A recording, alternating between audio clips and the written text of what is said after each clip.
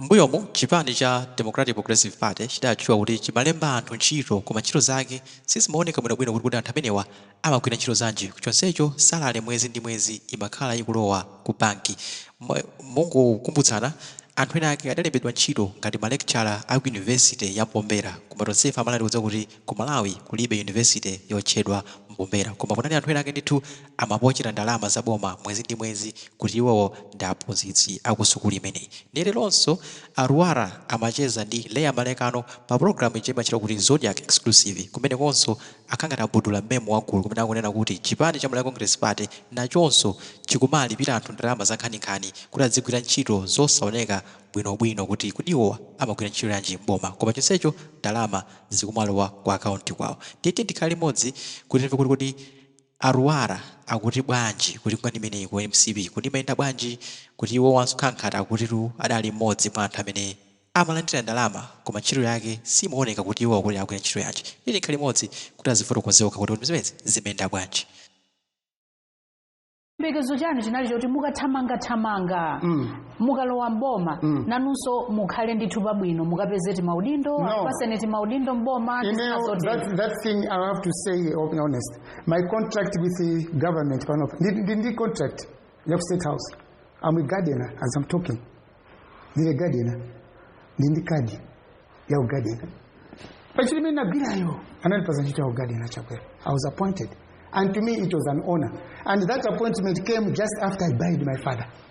So, I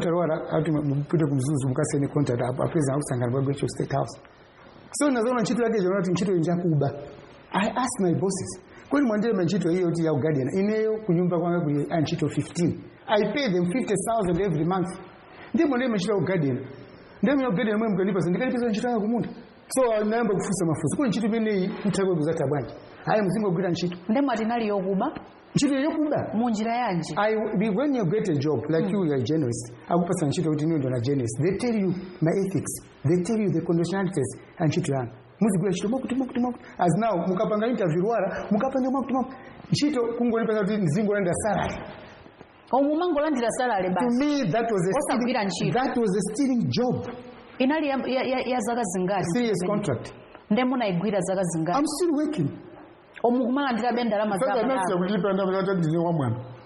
Koma mmalandira ndalama za Malawi ndithu. Za Malawi ndika 6 months ka 7 months. Oyamba makani. Mumadziwa ndithu kuti ndikudya ndalama za Malawi. Oyamba anatuza kuti. Ndimafuna mumadziwa kuti mukudya ndalama za Malawi. Out of all the people I met hyper contracts, kama advisor machani, I was the first person to rise up before Morsi Mthali.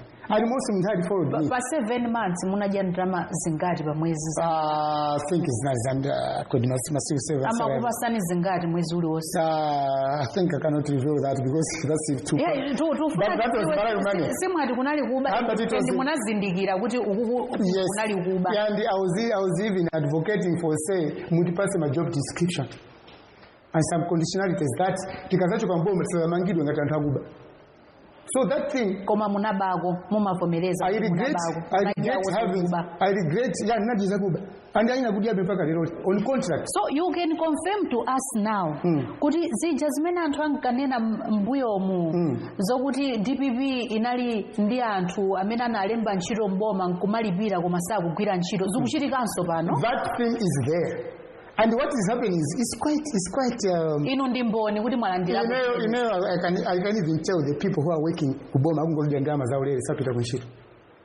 Inemko nazipata manja mwanga ndima ndeka or I drive a tractor. But they're eating and they're making noise supporting the president, even defaming the vice president. That's why kamati apula chakula kamati parentana ko Zambia. These are the employed guys na media men.